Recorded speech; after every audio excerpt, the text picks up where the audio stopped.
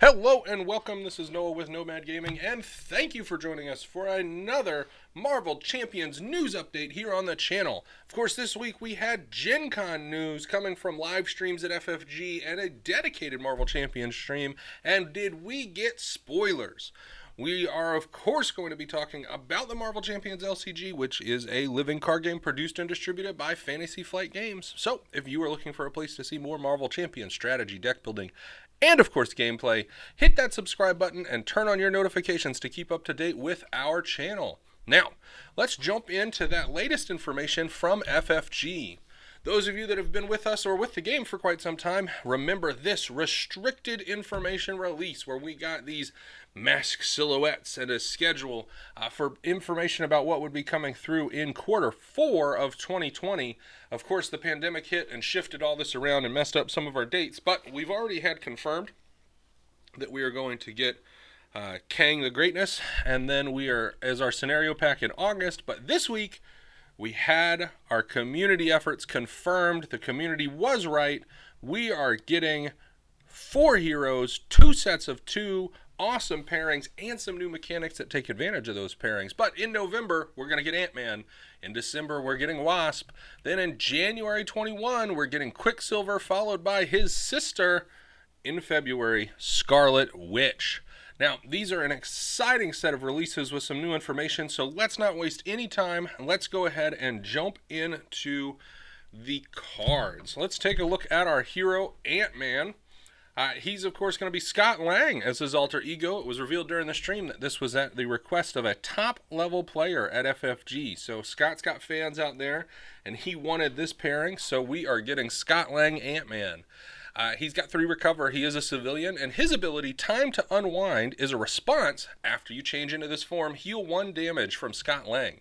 This is really exciting because it gives us a hint into what is going to be confirmed in just a second, that Scott's other forms, that's right, there's more than one, all have abilities that trigger when they change into their form, which encourages us to really embrace that Ant-Man character of changing sizes and forms and jumping in and out of action. So really cool mechanic here. He does also have 6 hand size and 12 hit points, but since we've already revealed it, there are multiple forms. Let's take a look at what we've got. Of course, Ant-Man can go up in size or, as an ant, down in size. This is tiny form Ant-Man on the screen. He has 2 thwart, 1 attack, and 2 defense. He has the ability Puny Pest, and after you change to this form, remove 1 threat from a scheme. He has 5 hand size and keeps his 12 hit points, and then going up to giant size, Ant-Man has 1 thwart, 3 attack, and 3 defense, and the ability Giant Nuisance, which is a response that says after you change to this form, deal 1 damage to an enemy. So like I said, encourages you to switch between forms, pulling threat off, dealing damage, heal yourself, lots of jumping around, very exciting. But how do you get a 3rd face on a card? Great question, answered already by the Transformers TCG. You take Scott Lang and Ant-Man and put them side by side, rotating them 90 degrees. On one face of your card, intend to fold the card in half so that you have 2 tiny cards. And then when you open the folded card and flip it to the back, you have 1 giant-sized Ant-Man. Very exciting, lots of fun, and pretty cool. We're going to be having it come to the game. Now, we all have a sleeving nightmare, and we're all going to have to figure out what we're going to do with that. But as the community did in the aforementioned Transformers game, I believe our community will come together with several community-generated options for this and will help us to overcome this hurdle. Let's jump deeper, though, into what we're going to get. We did get 1 card revealed from the signature pool, which is also very exciting. This is going to be Pym Particles, which is a resource card, and then when you spin this as a resource card, it's going to have a hero response that triggers. So if you're in giant or tiny form, you get to trigger this, and if you're giant, you get to heal 2 damage. If you're in tiny form, you get to draw a card. Both great options. You're going to really want to manage what form you're in when different things are played. You still only get to change forms once per turn. But I think the decision about when and to what form is going to be very important for Ant-Man here. We did learn that Ant-Man is going to be paired with leadership aspect, but we did not get any leadership cards revealed during the streams. But that's very exciting, and it looks like we are going to probably see 1 of each aspect would be my assumption, but we'll find out. Jumping over to his partner in crime, Wasp, we're going to have alter ego Nadia Van Dyne. Of course, that pairs well with Scott Lang. So since we chose Scott Lang at the request of the execs, we're of course getting Nadia. And she's got 3 recover. She is a genius, and she has the GIRL action, which says shuffle up to 2 cards with a printed mental resource from your discard pile into your deck, limit once per round. So this is a built-in recycling ability, going to push our deck building maybe a little bit more towards mental resource cards. Now that the card pool is getting fairly robust, this is kind of an option.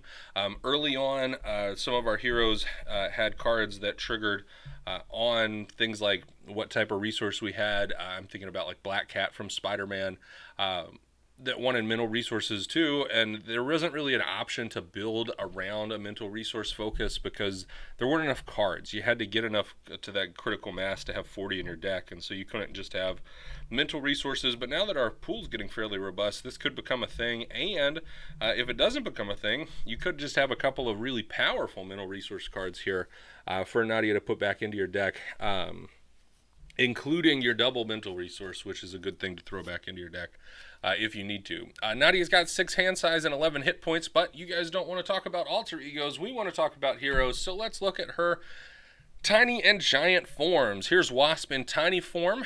She appears to be standing on the barrel of a handgun there. If you have had trouble understanding what that picture is, I may or may not have. I will not confirm nor deny. 1 thwart, 1 attack, and 2 defense. She is an Avenger Tiny, but she has the ability Small but Mighty. That's a response, and it says after Wasp or an event you play defeats a minion or a side scheme, deal 1 damage to a villain. She has 5 hand size and 11 hit points, and that's right, she has this ability to multitask. She can get one thing done and then zip over and get another thing done. So that's awesome to embrace that into this, and also that this is a completely different method or flavor than what we saw on AntMan. I like that they're very distinct in what they're going to be able to do. Let's take a look at her giant form to see what else Wasp brings to the table. She's got 2 attack, 2 thwart, and 3 defense. She's an Avenger Giant, and she has those little star icons next to thwart and attack, and that's because her abilities trigger off of using her basic thwart power or her basic attack power. So she says threat removed using your basic thwart power can be divided among schemes as you choose. So if you can boost this, you can divide or take thwart off of more than one scheme. You can take one off of 2 different schemes if you want to, which is also very powerful in a lot of circumstances. Also, she has the same ability when you deal damage you deal using your basic attack power can be divided among enemies as you choose, and so you could finish off an enemy and drop 1 onto somebody else, finish off 2 enemies, deal 1 to the enemy and leave 1 on the villain. This is enemies, so you don't have to limit it to minions, which is awesome, and really does create a lot of flexibility with her. What you're going to find is that she is paired with the aggression aspect, which I think ties in really well with this. And so I'm excited to be able to see what options we can come up with, boosting some of these stats, taking advantage of things. I'm already thinking that maybe we're going to switch her into leadership so we can do some real heavy stat boosting off of allies, but we will see. Let's take a quick look, though. We have a new mechanic because Ant-Man and Wasp are one with each other. They are going to be our first duo to have a team-up card. That's right. So both of these decks, my understanding is, will have 1 copy of this Swarm Tactics basic card. It is limited to 1 per deck, so they will each have 1. And Swarm Tactics here is a 1-cost event. It's a tactic, and it says hero action, change to your other hero form. Ready your hero. So we can change forms on demand. That sounds fun. Up, down, left, right, big, small, civilian. Good stuff. You got to stay hero. So you can't go to civilian, let's be clear. It sounded good, though, as we were letting it flow off of my tongue there. But so you can go from giant to tiny or tiny to giant with this guy, and then you get to ready. So that's really cool. You get to take advantage of your stats. Maybe if you're a Wasp and you've done some spread damage with your basic stats, and then you flip this back to your tiny form, and then finish something off, and then take some incidental damage and lots of fun going on there. So I like it. Great card, great idea. Oh, how does it work? Team up. So they said according to the rules, team up means that you have to be able to see both of the named characters on the table. So you have to see an actual Ant-Man and an actual Wasp. But they said to accommodate solo players, they have made sure to include, possibly, wink, wink, nudge, nudge, ally versions of each of the team-up players so that they can be built into a single deck and give you the opportunity to continue using these cards even without the hero. Now, I'm going to say it is significantly different to have to get an ally on the table to play your team-up card. Your hero stays on the table the whole game until it's defeated, and if your partner that you're playing with also has the correct corresponding hero, that's better. It's always there. It's always going to give you that option. This is never going to be a dead card. But when you've got an ally, you're waiting for it to be drawn. You got to play it first. The order has to be right. But let's see what the allies do. We haven't seen them yet, but they could be really exciting and could make it a real challenge to decide what you want to do. I think you're going to default to using the two heroes if you can play cooperatively with somebody else or two-handed as a solo player, but great option, lots of fun, and it means that we're going to get Ant-Man and Wasp allies, so I'm pretty jazzed about that. Of course, the Wasp ally would be in the Ant-Man pack, and the Ant-Man ally would be in the Wasp pack, but I think that'll be fun. And I guess, can we assume that Ant-Man's going to be a aggression card and Wasp is going to be a leadership card, or basic? I guess it could be basic, but they're probably not. Interesting, fun, exciting. All right, sorry, I just had a thought. It just kind of jumped into my mind, took over control of the stream, and now we're going to have to talk about January, one of my favorite months, and we're going to jump into the lightning fast Pietro Maximoff. In January, we're going to get Quicksilver, Alter Ego Pietro Maximoff. In Alter Ego form, he's going to have 3 recover. He's a civilian, and he has superpowered siblings as his action. And yes, he and Wanda have the same action here. So it says discard 2 cards from your hand, draw 2 cards. Draw 3 instead if Wanda Maximoff is in play. Now, Wanda's ability says draw 3 instead if Pietro Maximoff is in play. So if both are in Alter Ego form, you get to draw a bonus card. This is limited to once per round, but still pretty cool and exciting. It's like an extra mulligan on your first turn, getting rid of some stuff, letting you draw some more cards. And then anytime later in the game when you've got some stuff you don't want to play, you can get rid of it and pick up what you need to. We got 3 recover. That's on a 9 hit point body and a 6 hand size in Alter Ego form. And then if you look over here to our hero Quicksilver, he has 1 thwart, 1 attack, and 1 defense, but he makes up for the small stats with his ability Super Speed, which is response. After you use one of Quicksilver's basic powers, thwart, attack, or defense, ready him. Limit once per phase. So hero phase, we get to thwart once and then attack, or attack once and then thwart, or double attack or double thwart. All exciting. Or you could do one, ready up, get back around, defend one, go back up and to defend a second time. Now, I, being sort of a combo nerd in some fashions, am really excited for the double defending because I like protection cards. I like some of the new protection cards we've got that give us bonuses for not taking damage. And if we can boost Quicksilver's defense and give him the ability to not take damage and he could defend multiple times, yeah, that's pretty cool. He is actually going to be in the protection aspect. That was revealed to us as well. And it was revealed by giving us one of the player cards for that aspect that will come with this pack. Speaking of player cards, let's check out his signature pool and see what's going to be there. He's got this event Always Be Running. It's a 1-cost event, and it says Ready Quicksilver. This is cool. There's going to maybe be a couple of these in the deck, and he is, well, just going to be exciting. He's fast, so this is his fast thing. He's readying all the time. It doesn't take him as long to get back to going. So, being able to use him multiple times, maybe exhausting him for a purpose and then getting him back with something like this, really exciting, a lot of fun. I'm pretty jazzed to try to play this. I think it's going to be cool to try to get lots of activations out of him and see what we can do. But as we said, we also got an aspect card reveal here. And that aspect card is Warlock. It's a 3-cost ally with 1 thwart and 1 attack, both with a single consequential damage. He has 3 health, but he has a cool ability. It says spend a mental resource to heal up to 2 damage from Warlock. So we could have a perpetual ally here if we can always draw a mental resource to heal him up. We can go from 2 to 0. We can go from 1 to 0. You can't go from 3 down because once you've got 3, you're done. But you can continue to like keep the damage off of this guy by discarding mental resources if you're inclined to do so, and keep him around on the table. Pretty exciting. He does have a strength icon, which kind of is opposite. You see that a lot. These cards that want one resource don't have it on them, so they don't like support their own synergy. But it's interesting, and you can only have one copy of Warlock, so if he's on the table, you've lost all the strength icons from the deck anyway. Possibly, depending on how well you built it. But this is really cool and exciting. And he's X Factor. Don't forget he's X Factor. Now we've got another faction in the game that is confirmed, and it is just continuing to be exciting as we look forward into 2021.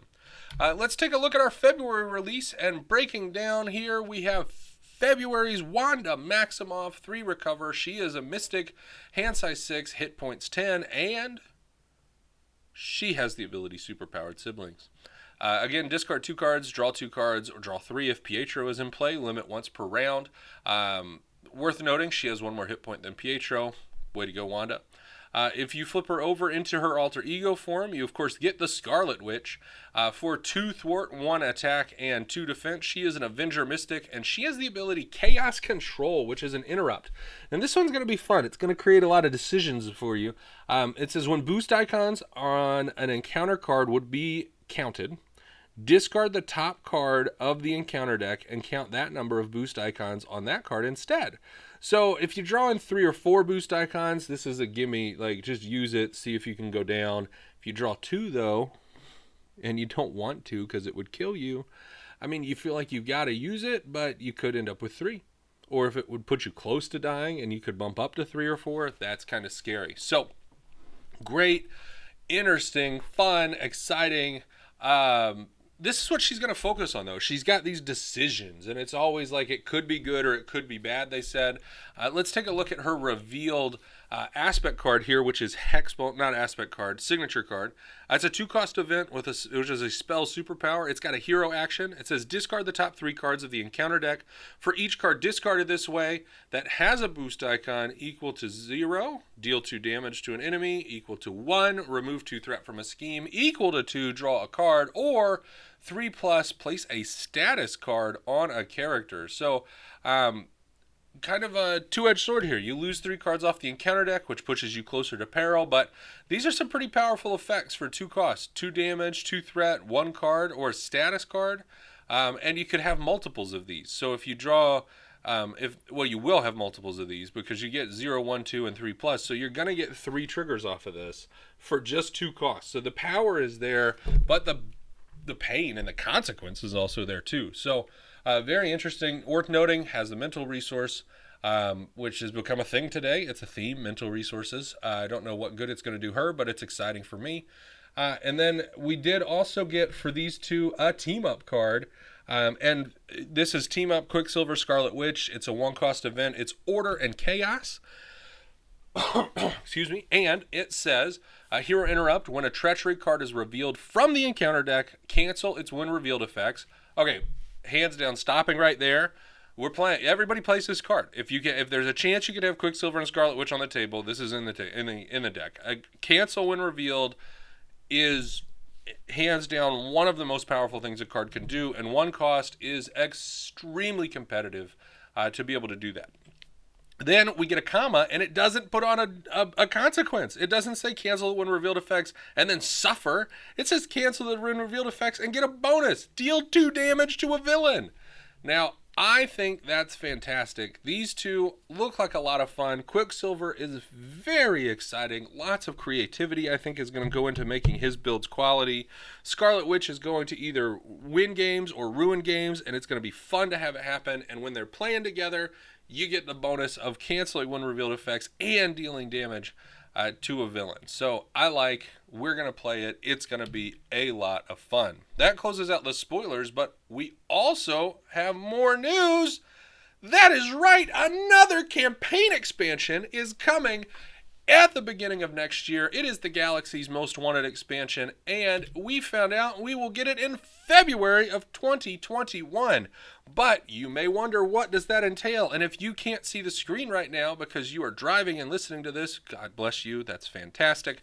But the screen right now is covered with artwork from Groot and Rocket because we are getting another duo, and we are getting Groot and Rocket from the Guardians of the Galaxy. They are going to face off against 5 new scenarios, 2 of which will feature the Collector, and we are going to talk about that in more detail as we jump forward here in this video. So, Rocket Raccoon, 3 recover, genius, outlaw. He has the tinkering ability, action, choose and discard a tech upgrade you control, draw 2 cards. His hand size is 6, his hit points are 9, he's a little furball of power, and that is exciting.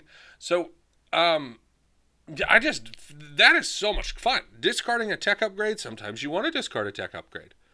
I mean, maybe if you look across the screen over there, there's a tech upgrade that has counters on it that doesn't disappear when the counters go away. So if that's still sitting on the table and we want to get rid of it, actually, I thought the rule was that if it doesn't say that and the counters go away, that it automatically goes away. But maybe that rule is going to change so that we can use the full ability of Particle Cannon and then discard it to Rocket Raccoon over there to draw 2 cards. That sounds fun and exciting.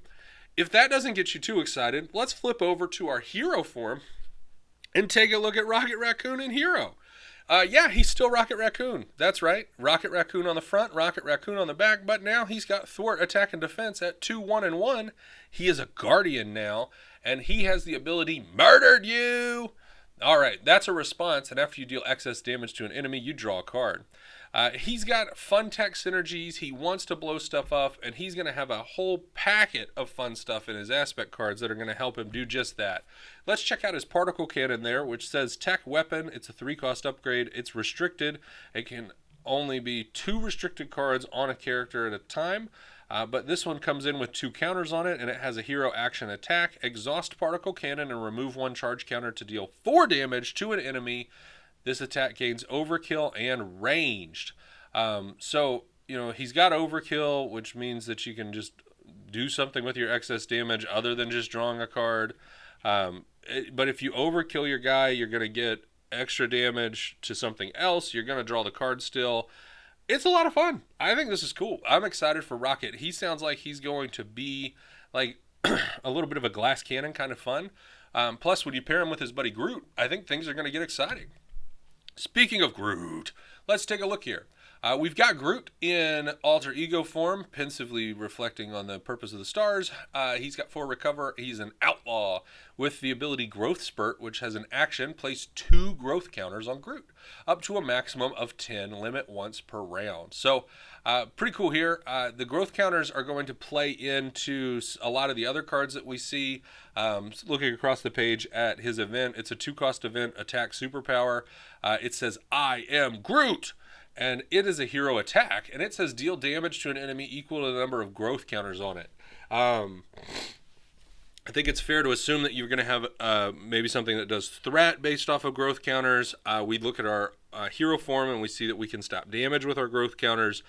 This is a really interesting way to represent the fact that Groot can get knocked down to nothing and then grow back naturally. It's really hard to get rid of him. He's got 6 hand size, 10 hit points in alter ego. When you flip to his hero form, he's got 1 thwart, 2 attack, and 3 defense, which is a pretty good stat line actually. And then he's got the ability Flora Colossus, which is a forced interrupt. When he would take any amount of damage, remove that many growth counters from him. That is a forced interrupt, so you can't opt not to. So your growth counters are going to go away when he takes damage, but he's got 3 defense, so maybe he's not going to take a lot of damage. For each growth counter removed this way, you prevent 1 damage. And so, I mean, really, if you get him up to 10 counters, he could have 20 health effectively, 10 growth counters, and then his 10 hit points behind him. Really powerful and interesting. His 4 recover does not add growth counters back. Please note that. It does recover your 10 hit points, though. And then we've already talked about his event there. Pretty exciting. We can see from the card fan that there's also a We Are Groot, but they revealed that all of the events are some version of I Am Groot, which is a cool flavor thing and really exciting for us to be able to play Groot as a fun character. Really excited to get the Guardians in the game, but we're only getting 2, so that means Hero Pack expansions, folks. They may not have revealed Hero Packs past February, but I think we know what's coming, hopefully in March and April, maybe even May. How many Guardians are there? There's 5. Guess there's 5, maybe 6 technically. Yeah, that's fun.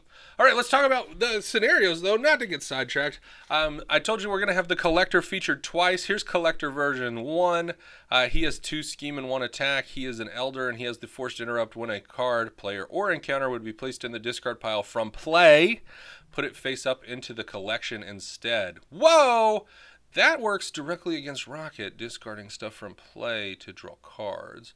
And it goes into the collection. What's the collection? Let's check it out over there. Grand Collection is a 10 per player main scheme. It says hero action. Choose to either exhaust your hero, spend 2 resources of any type, discard 1 card from the collection to its owner's discard pile. Limit once per player per round. If there are at least 5 per player cards in the collection, or if this stage is completed, the players lose the game. Whoa! All right, so the collection is like an out-of-play space that's going to have a number of cards in it, and if you get too many of them, you're going to lose the game. It's an alternate lose condition. Plus, while you're managing that, you still have to keep the threat off of this guy, which starts with 4 per player and goes up 1 per player each round. Exciting, fun, fantastic. I hate when my stuff gets taken, too. But this is going to be cool. And Collector's going to feature twice, we were told. Let's take a quick peek. Oh, wait, there's going to be 5 scenarios. Let's see, what did he say? They're going to have Collector, Ronan, Nebula, and a gang of Space Hogs that nobody's seen except for in the comic books, which is pretty exciting. There's We Are Groot. It's over there. It says counters, yada, yada, mini, yada. There's I have no idea what it says, but it looks cool. It's We Are Groot. It's probably many friendly characters. Those characters gain. I'm going to bet based on the art, that's probably going to be like a tough thing. Like we remove a bunch of counters from Groot and we dole out like tough cards or other status cards to our homies. Flora and Fauna, that's clearly our team-up card. It's wildly well covered, though. What a tease, FFG. 1-cost event that has both characters on it, and we've got a team-up card that we can't read. And then over there, those are like thruster boots is my assumption, and that looks like they give Rocket Raccoon aerial. It's great, fair to assume they're a tech upgrade. And if you don't need aerial right now, you could discard them for 2 cards to draw. That sounds fun. All right, so things are really starting to get exciting with Marvel Champions. The card pool is reaching a critical mass where deck building and design is just becoming more and more fun with each new release.